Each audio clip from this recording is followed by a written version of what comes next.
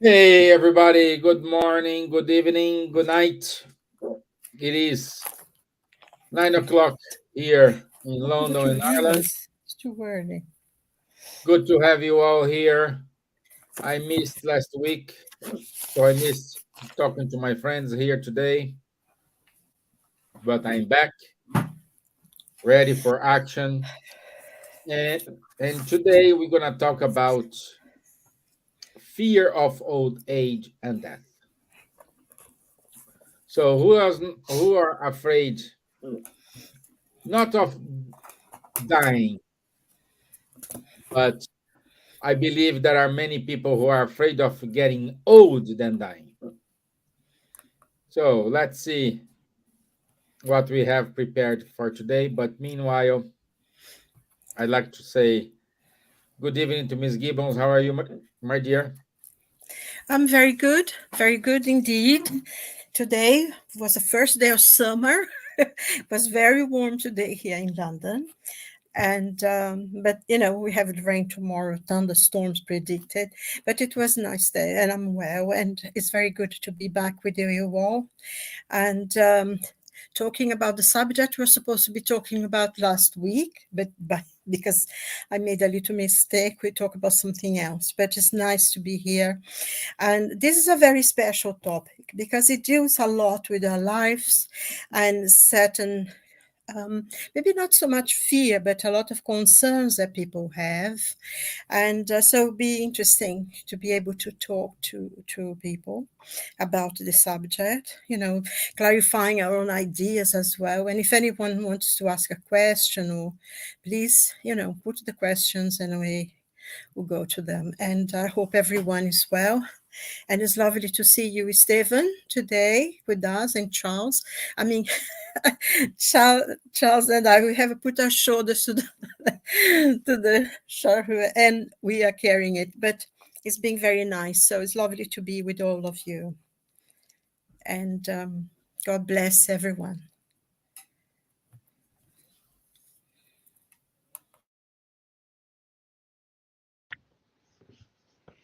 You're on mute, Stevan. Sorry, I was talking here. Yeah. So let me see here. Okay, yeah. Oh, bonsoir, Charles. Bonsoir, Steven. Bonsoir à tous. Très heureux d'être de nouveau là aujourd'hui pour parler aujourd'hui de la vieillesse. Un sujet un peu différent, mais qui est quand même intéressant. Ben, moi, ça me concerne un peu, hein, parce que je suis déjà, comme on dit, dans le club des 6. Mais bon, il n'est jamais trop tôt pour y penser, pour la rendre le plus douce et le plus agréable possible. Hello, good morning, good afternoon, good evening, everyone. Very happy to be here again with you today, tonight, to talk about this subject, which is a little bit different, but which is good, because it's never too early to think about and to make, when we are getting older, the most beautiful and useful possible. And I'm also a little bit concerned because I entered already in the what I call le club des six in French, the club of the six. Okay, so let's cope with it. Yeah, yeah, good, Charles. Thank you. Yeah, many of us. I'm in the club of 40s. There are many clubs. So join the club you get to. And we have our dear Elsa today. She's watching us from her home. Good night, my dear. We missing you a lot. So I hope you and so are fine and you are okay with the Brazilian winter. So let me share my screen and let's go to our video. Ba-da-da-dum.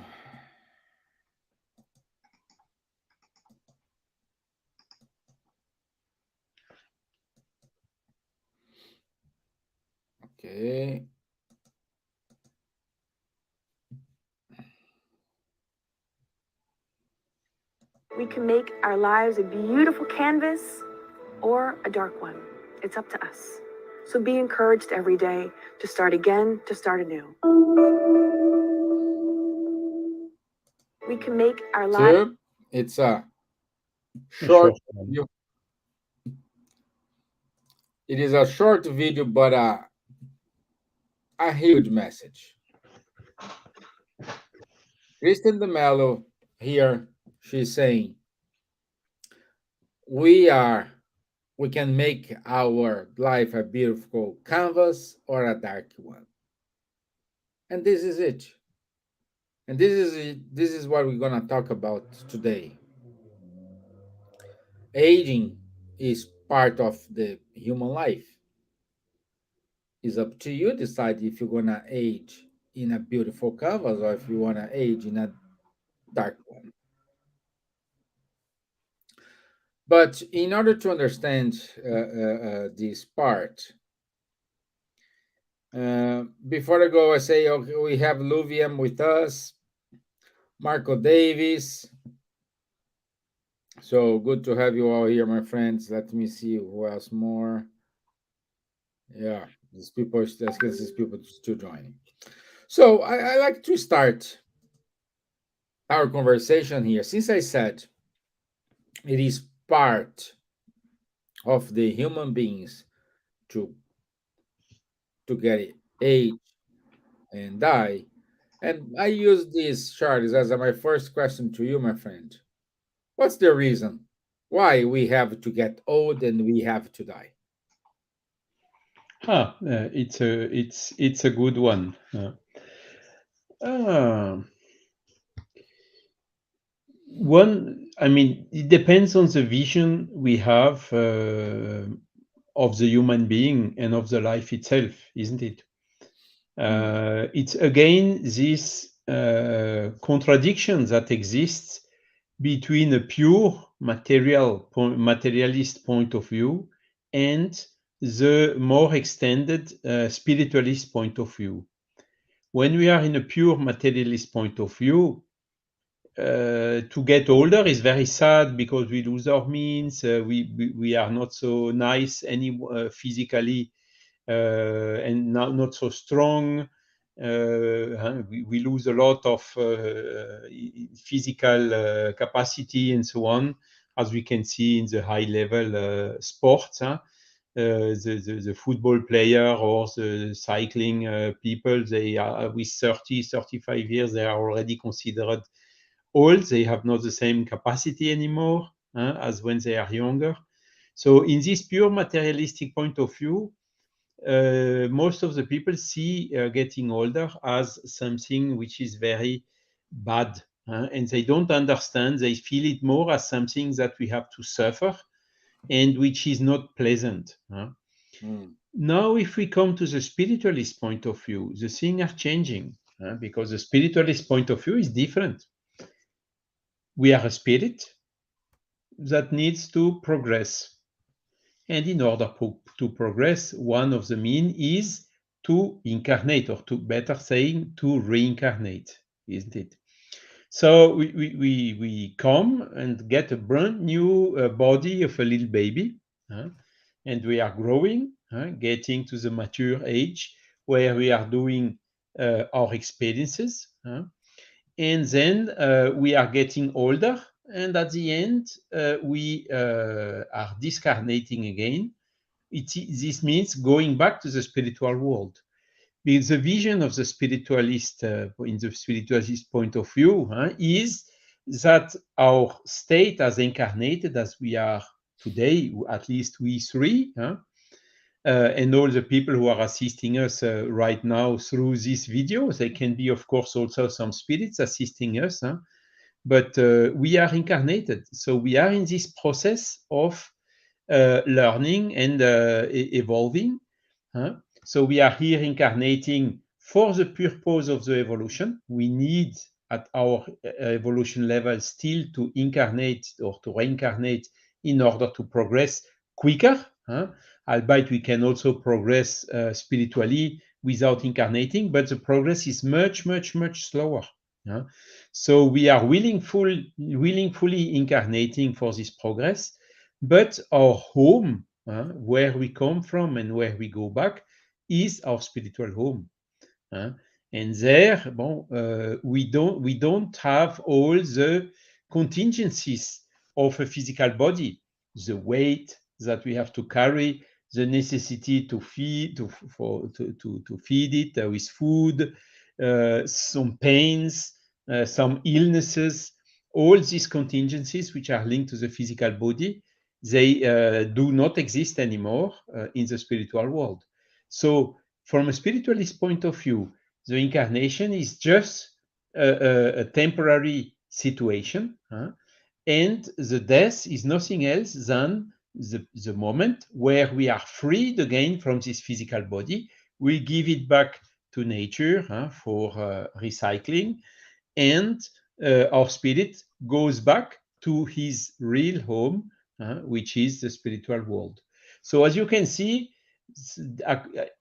depending on whether we have a materialistic point of view or a spiritualistic point of view, our vision is completely different. And particularly about aging and dying. And the aging and dying, in the spiritual point of view, is more seen as where we get experience, where we get wisdom, compared when we are younger with not the same experience. It's also, let's say, the summary of the book of our life, and the vision about getting old or elderly is much, much more positive. So, in other words, I don't say we are happy to get older and to die. The spiritual, it would be maybe too exaggerated, but we can understand it as a necessary phase in our life.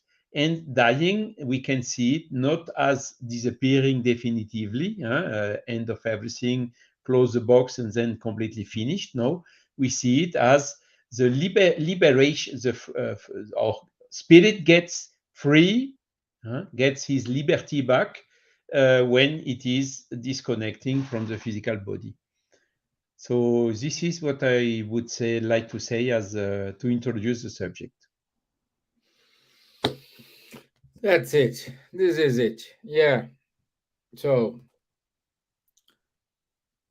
we are afraid to die, and we're afraid to reincarnate because we're gonna go through the same thing when we have the mission. Hey, you have to reincarnate. Really? Can I postpone for 2 more years, 1 more year, 10 more years? Until the moment they say, okay, you cannot postpone anymore. But anyway, let's keep going here with our talk here. I would maybe just add, imagine if we would never get older and never die. I mean, once we have learned everything and so on, we can see that it's just natural to get the freedom back. Yeah, it is. And my dear Gibbons,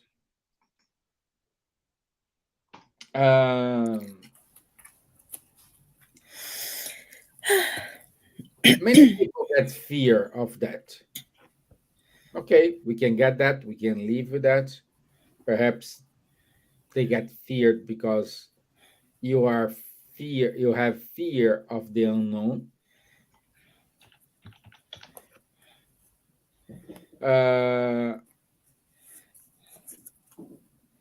From the spiritist point of view, is death something we have to we need to have fear of?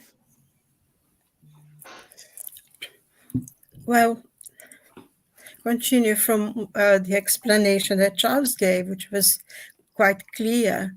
There is no need to fear death, no need to fear old age. And I think the last thing that Charles said, I thought it was very interesting because it reminded me of something I personally used to do when I used to go to work. Um, in my station, a lot of stairs to go up and to get to the platform. And I used to run upstairs. And, when I came back home, I would to run downstairs. And then, I was getting older and I don't run anymore down the stairs. And I still get down and I still go up.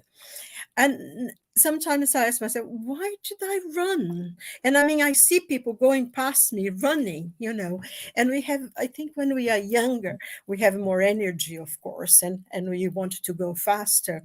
But I suppose in a way, the fact that we age, we learn certain things. We learn that it's not necessary to run downstairs or upstairs, because we get there anyway in a slower pace, but we get there. And I think that's one of the things as we age, and because our body is not as fast anymore, we learn to do things in a quiet way, and we still achieve it. And actually, we do it with more success, because sometimes running downstairs, you can fall down and break your leg or whatever it is, and then or even worse. And I think that's one of the things we learn not to do. And thinking about the fear of death, it's interesting that sometimes we find that even people who do accept the idea that there is life after the death of the physical body, that there is a future life, some people still fear it.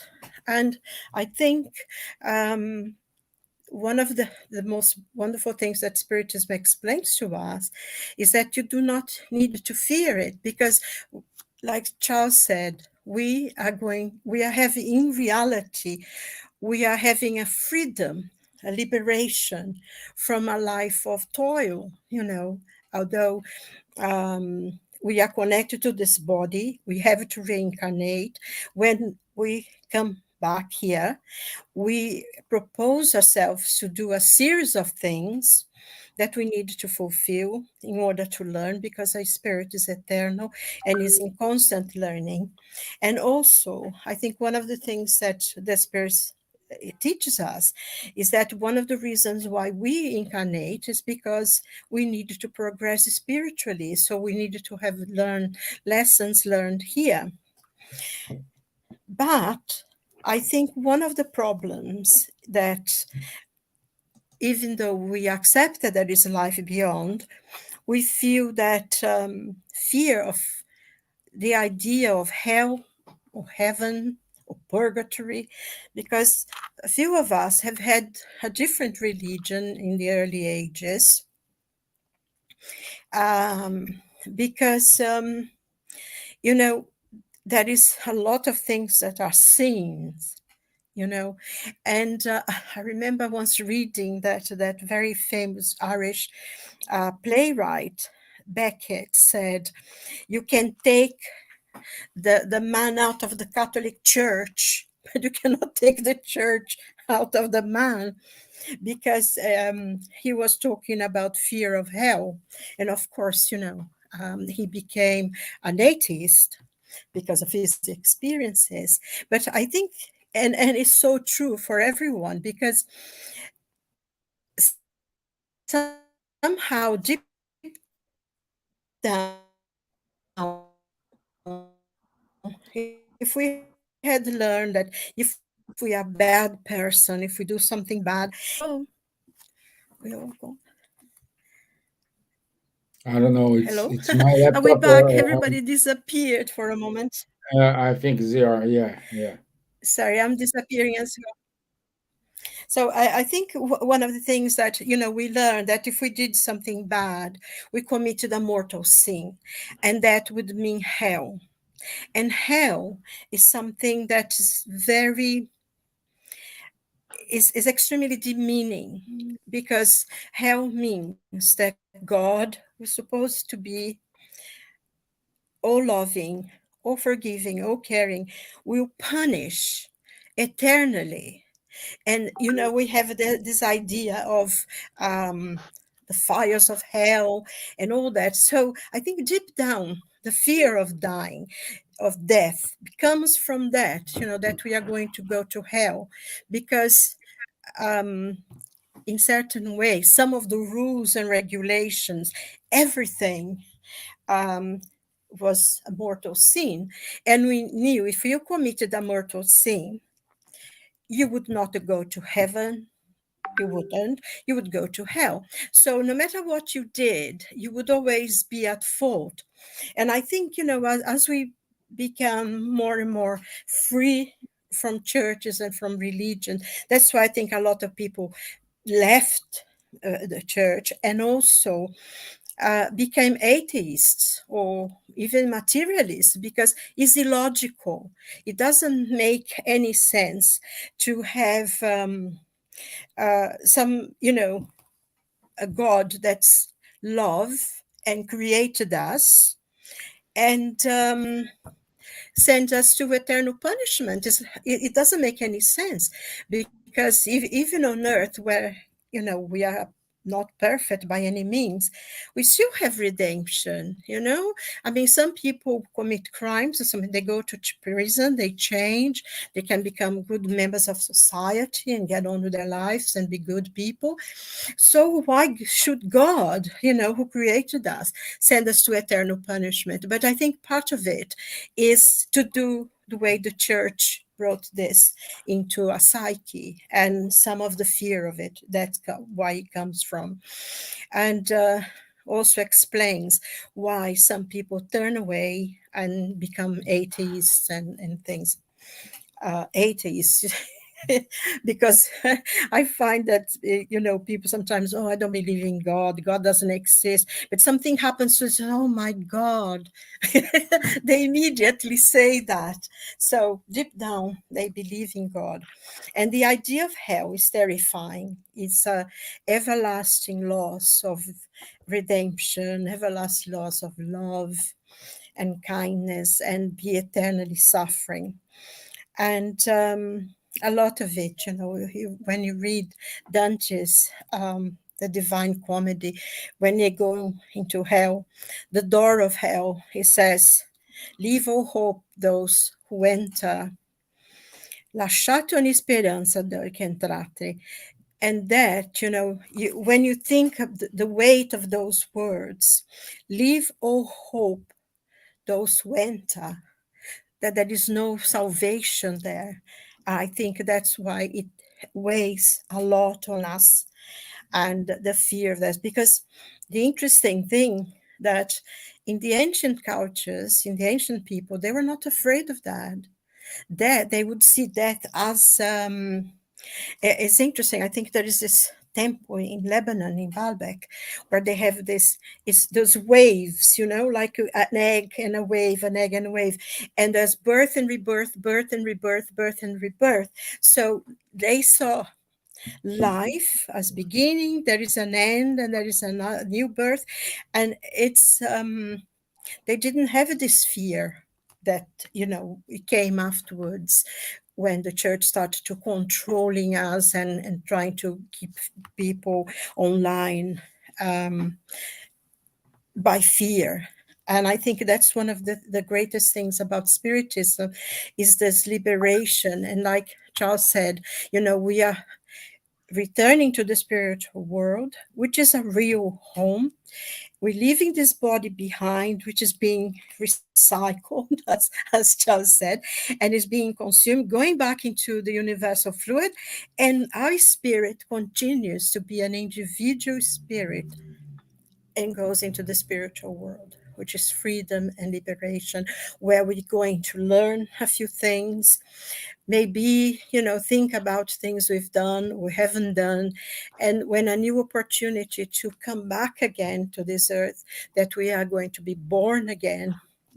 A new incarnation will come for us, because we need to learn new things. And also, I think one of the things very important that the spirits teach us, the fact that we reincarnate and we come here is because for us to be part of creation. So while we're here fulfilling the missions that we take, that we chose to or took upon ourselves to do, we are also creating. And that's very important part of our learning here. So, you know, that's it.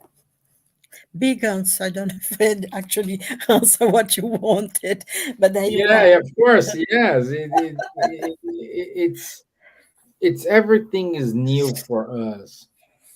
Like Marco saying, when we have the detachment from our spirit, from our body, uh,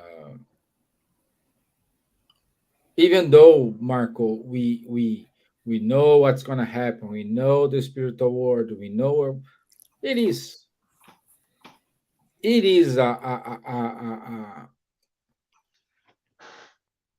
passage, a transformation. Like spirit, we spiritism console ourselves, but when a close friend, a family die, you stay sad. Example of this, our dear Silvia, two beloved friends of her passed away some weeks ago, and she was sad, even though she knows everything she knows. So it is part of this. It is part of this. If you read, and I do believe, Mark, you read the book No Solar, how sad was the mom. I don't remember the character, the mom of the Luis. not the other Luis, the other Oh, I guy, know. Donna Laura. Silas. Is it The Donna Laura? mom Silas, Laura. She was about to incarnate. Everybody was sad. Everybody was not happy because she decided to reincarnate to help her husband. So it is a natural process. I think what you're saying, Stevan, is extremely, extremely important because sometimes people say, "Oh, you are a spiritist. You shouldn't feel because you know what's going to happen. You know people don't really die," but it doesn't make it any easier. I think what spiritism gives to us is that encouragement, is that strength. We know that the person is leaving, they are themselves missing us and loving us, and we know we're going to see them again, but that does not take away the pain of loss, because even, as you say, when we travel, like we all live abroad. I mean, Charles lived abroad, so he knows when he had to say goodbye to his parents or to Brazil, or when we go, when we come back, we know we're going to see them again and everything, but we still have that pain, the pain of loss. And I think we should honor it. Because to say, "Oh no, you're a spiritist, you know that doesn't exist. You shouldn't be afraid. You shouldn't be sorry. You shouldn't cry." Of course, you're not going to cry and call them back. We're going to have prayers, and we're going to. But the pain of loss is very, very powerful, and we need Mhm. to honor it. And just because we're spiritists and we know certain thing does not take away the pain. We have that support and that strength, and we have the prayers because we know the person who's gone is also feeling the same as we are. But I think we should honor that, because to say, "Oh no, you shouldn't be paying," is a ridiculous proposition as far as I'm concerned. So, Yeah, you know. and I think you're gonna use your analogy. When we are going to go to our holidays, we're very excited. Well, I want to go. Well, no, but when I want to come back, oh no, come on again. No, come back to the same routine, same. It is. So anyway, anyway, Yes, but that's the thing, isn't it, Stephen? Because when we are, Stephen, when we are in a spiritual world, We are there with our friends, with our families, of people, maybe families from other lives, people, friends that from this life, and we are there with them. And then we have to reincarnate. And, like you said, it's very sad to say goodbye to our friends on the other side and then come here, you Yeah. know? So it's always a process. And I think through this, I think one of the things as well, the question of feeling the loss and honoring it means that we learn empathy. We know how to console someone who's going through the same process, and I think that's one of the learnings that we have to do while in life, because I always remember there's something that Emmanuel saying in his book, 2000 years, and he loses his daughter, Flavia. He said the most painful thing is to lose a child, so I think he could understand that, and he says, yes, it is painful to lose a member of your family, someone you love. So it's important because it's part of the process of learning that we have to carry as spirits. I don't know what you think about that, Charles. Yes, I mean it's indeed true, and I lost my father, I lost my mother already, and it was really painful. But then I was asking myself, how are the persons which are materialistic coping with this type of pain? Huh?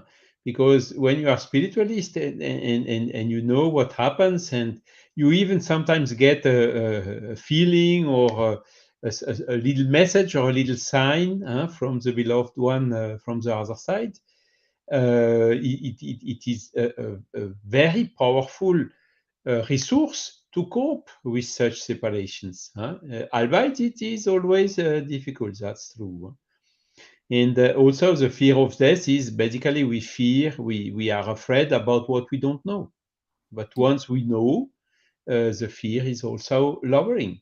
Now, even if we know, but we didn't do what is necessary, we can even so have fear. For instance, we as spiritists, we know what we should do and what we shouldn't do. And Yeah. if we insist in doing what we shouldn't do, then we have also more motives to be afraid to suffer some consequences later on.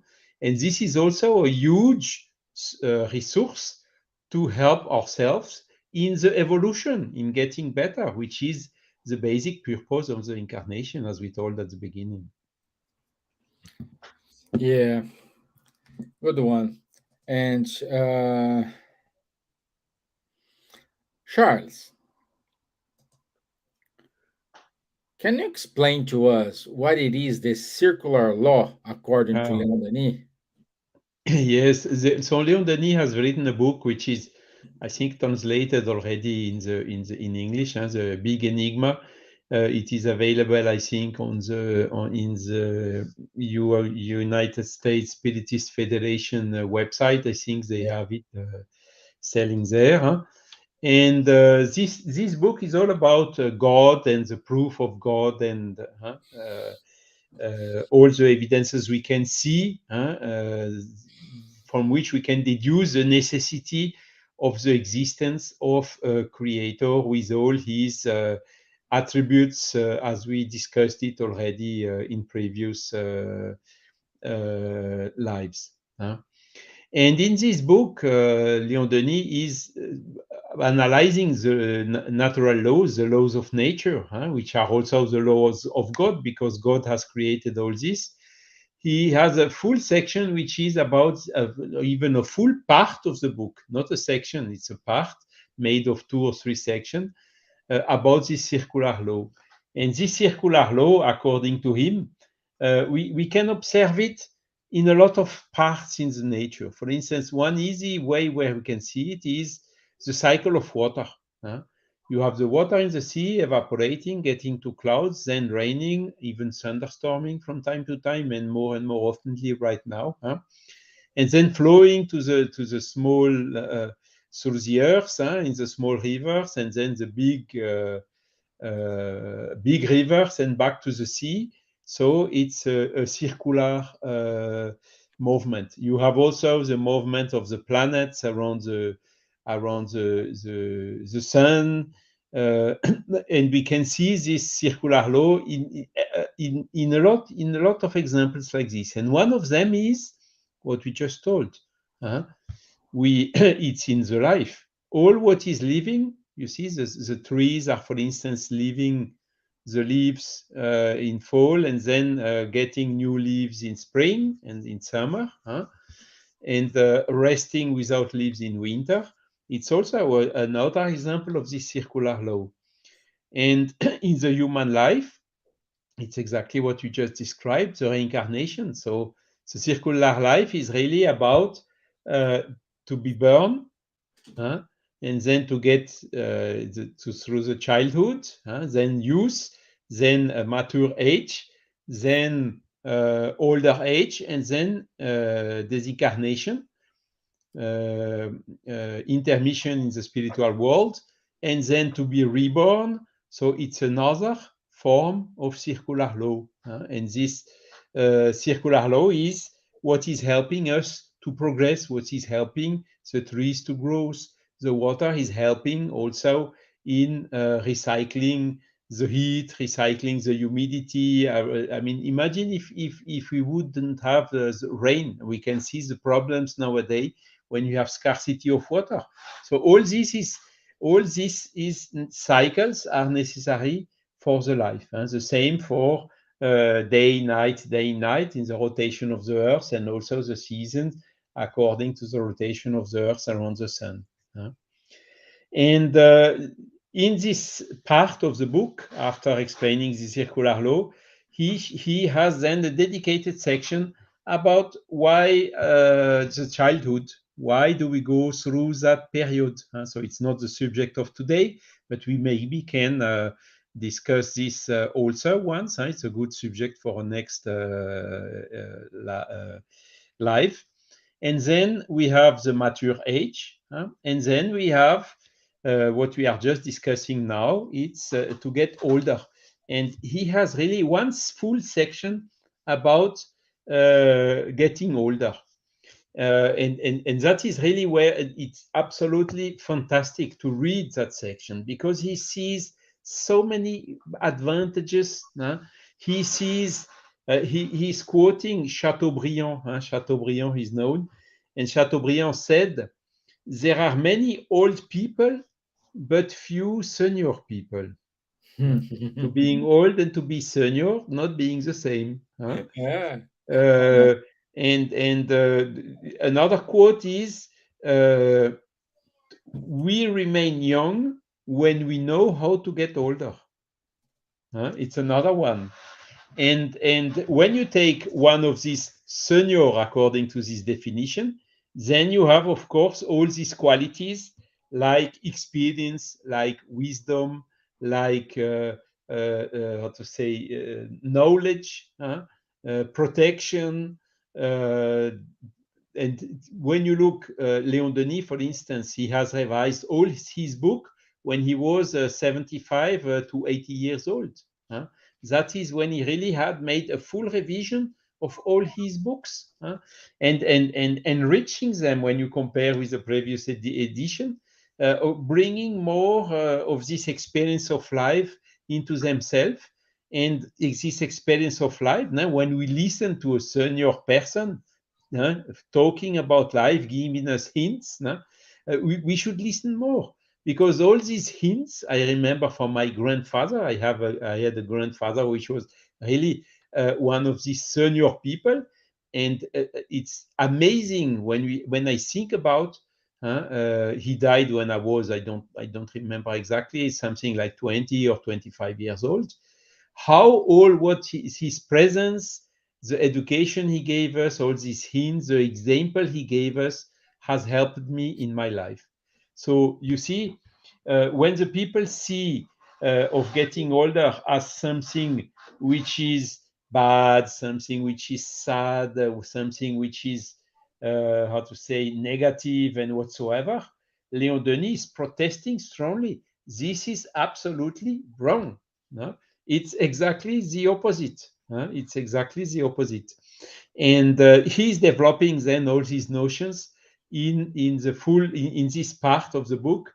And it's so amazing that here in France we have made a separate booklet called the old age, that we are distributing for free in order to help the people with these notions and seeing this older age as something positive, as something fundamental for the purpose why we are here, which is the evolution. Wow. I think it is amazing, isn't it? Yeah. Because in the old cultures, the old people used to, the elderly used to be respected, isn't it? They used to be the people where the tribes would go to. You know, they believed they held the knowledge and they had the wisdom because they had the experience of life.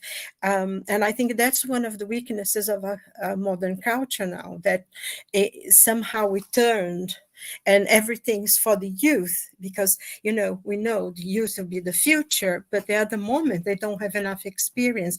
But we've turned things upside down, and everyone wants to be very, very young all the time, go to surgery and all that kind of thing. And somehow we lost that.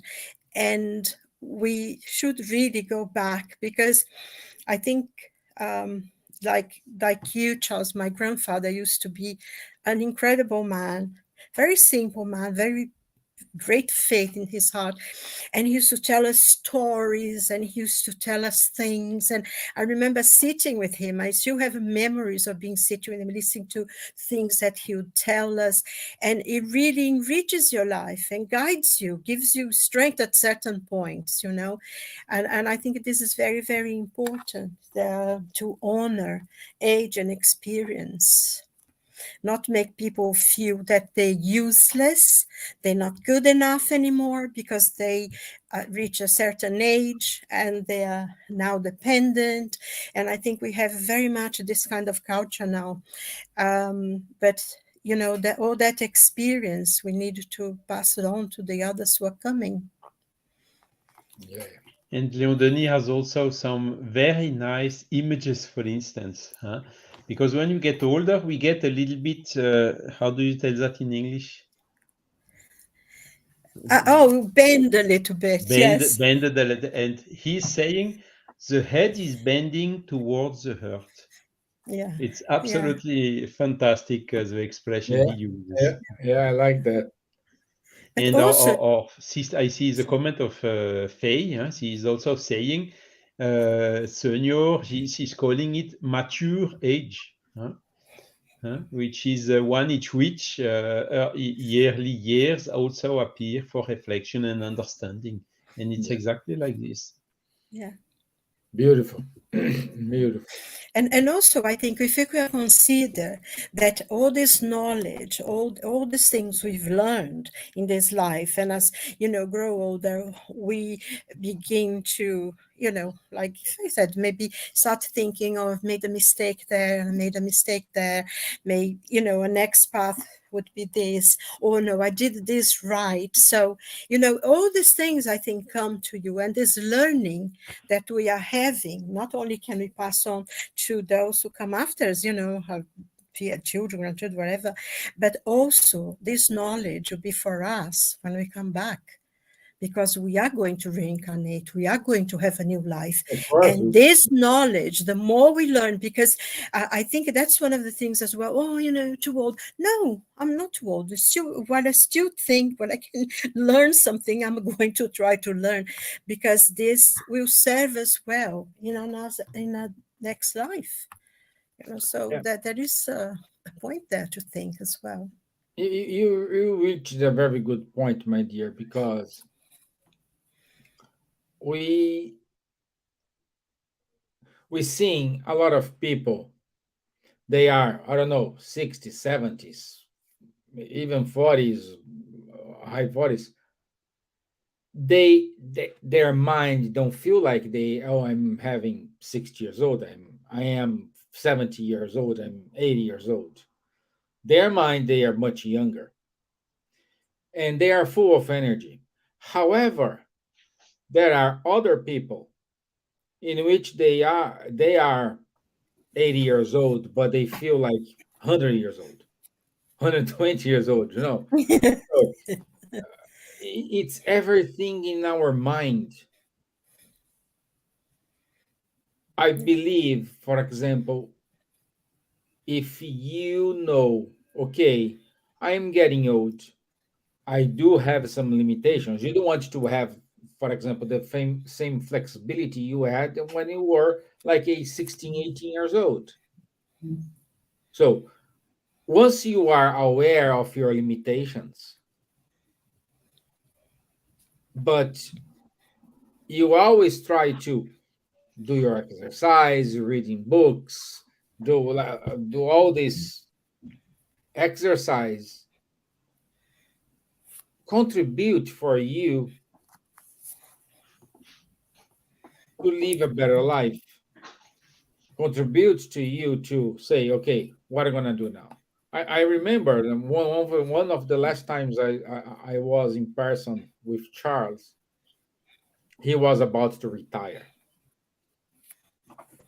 And he said to me, remember that you showed me in your laptop, see how I know when we retire. I said, oh, we're going to retire. No, but I have a lot of things to do. And I need you to scan these documents. I have this, I have that, many projects. Oh no, I don't. I didn't have time. Now I have time to do this. And he was showing to me what the plans he had in his mind. I said, wow, that's an example. Charles know his limitations. You, my dear, know your limitations. I know my limitations, even though I'm the youngest here, but I know my limitations. But this does not block us to move on, to keep working. Yes, but I think one thing as well, Stephen, we needed to be careful how there's limitations. Yes, we do have some physical limitation. Maybe we can't think as clear or as quick as we used to. But I think there is no limitation. I saw recently this man. I think he went to college, but he couldn't finish. Something had happened, and now he's 90 years old, and he just had his doctor medical degree that he wasn't able to fulfill when he was in his 20 and he's 90 years old. And people said, why are you doing it? And he said, because I always want to be a doctor, and now I am a doctor, So I think that these limitations, some of the limitations are also things that barriers we put to ourselves, because I've just seen last week, Paul McCartney, who's 82 years old, is going on a world tour again. He's just going to go to Australia, and then he's going to have a tour in Brazil, and then maybe America or something. So, I mean, he's 82 years old, and he's still playing and singing, and keeps him young. You look at him, he looks a bit older, of course, but he has that youth. And I think that's one point, actually, as if I'm not mistaken, Charles, that Leon Denis says that the young youth, you keep it in your mind as well. I don't know if I read in Leon Denis or something else that I was reading, that you keep as well young. If you think, no, I can do it, of course, you won't be able to do certain things, but I think we needed to be aware as well if the barriers is the real limitations, or if we are giving excuses to ourselves. Because if our mind is young, even though our body cannot move, we are young. And when you think about Stephen Hawking, that was paralyzed from his ear down, whenever he talked and everything, he was so young. He never left that youthful thing. And I think that's what we need to feel, because our spirit is young. We're just starting. So the body's getting old, but the spirit is quite youthful. So, just not to try to limit ourselves, be careful by all means, but you know, see what we can do and do it. You told when we are getting older, we do the things slower. But by doing slower, we generally do them also better because we think more before doing the things. And another big advantage Leon Denis is stressing is you simplify the things. It's no more this run, workaholic, whatever, and so on, Mhm. to get more and more and more and more. When you are older, you have a trend, huh? To be satisfied with what you have, and to make the things simpler. So it's like a beginning of the spiritualization, in a certain way. And this simplicity is also one of the big advantage, of being older. Yeah, And yeah, you it's told about you quoted some examples, but I was expecting another example from you, Silvia or Stevan, who are coming from Brazil. It's our friend Divaldo Pereira Franco, which is 96. Huh? yeah, yeah.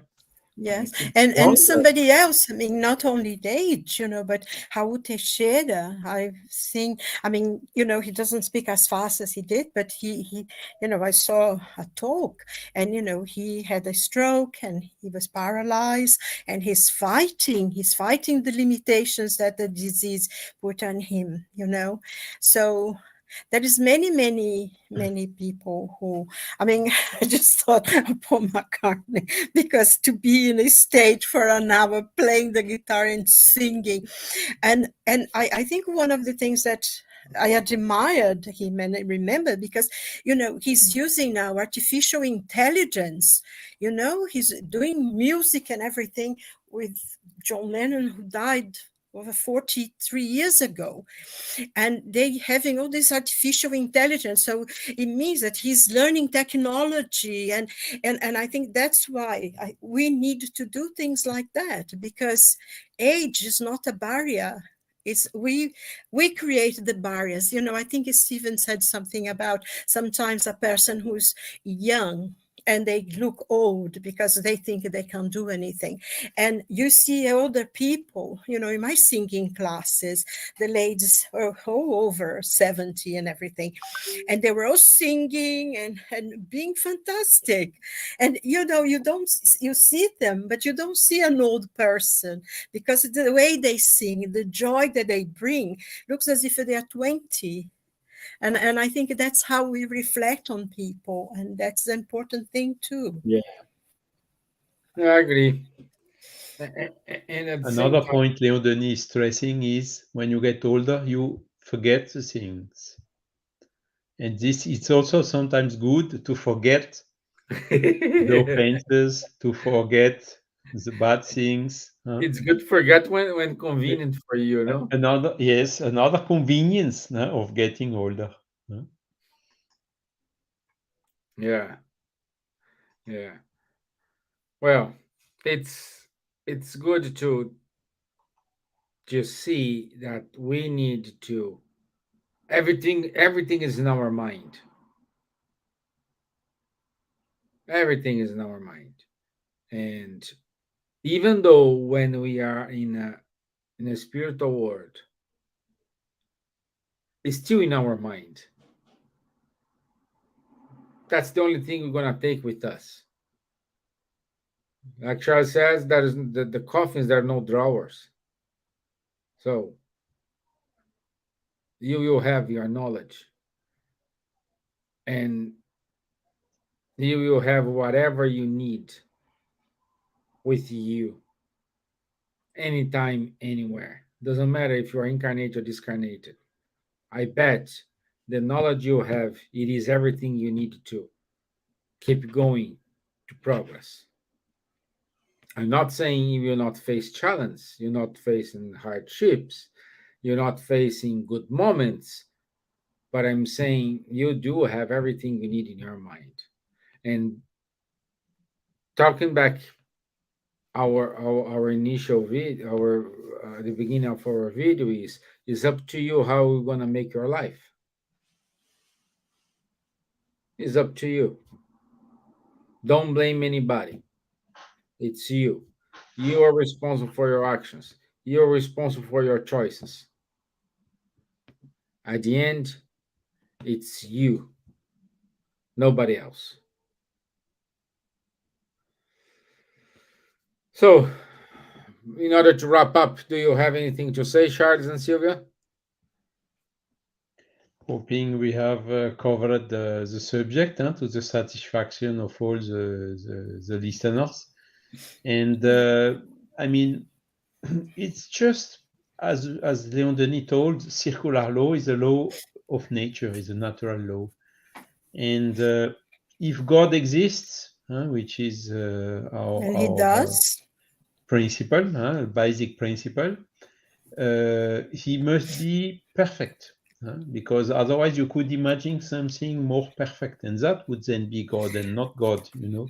All this reasoning about the attribute of God. If all what God does is perfect, this circular law and these phases, including when we are getting older, is useful, and it's also perfect. It's exactly what what is of best help to us for our evolution towards the happiness, until we reach that level of evolution where we do not reincarnate anymore. So in that case, if we don't reincarnate anymore, in a certain way, we are old spirits, which do not need to incarnate anymore. And that is exactly where, when we reach the level of good spirits, awaiting the level of becoming pure spirits. Yeah, good. And I can see here Katja Wabesco Buffin. Oh, hi, my dear. It's good to have you. A long time we don't see you, but you, we are glad you are here. So thank you for being here with us. I hope you are okay. So,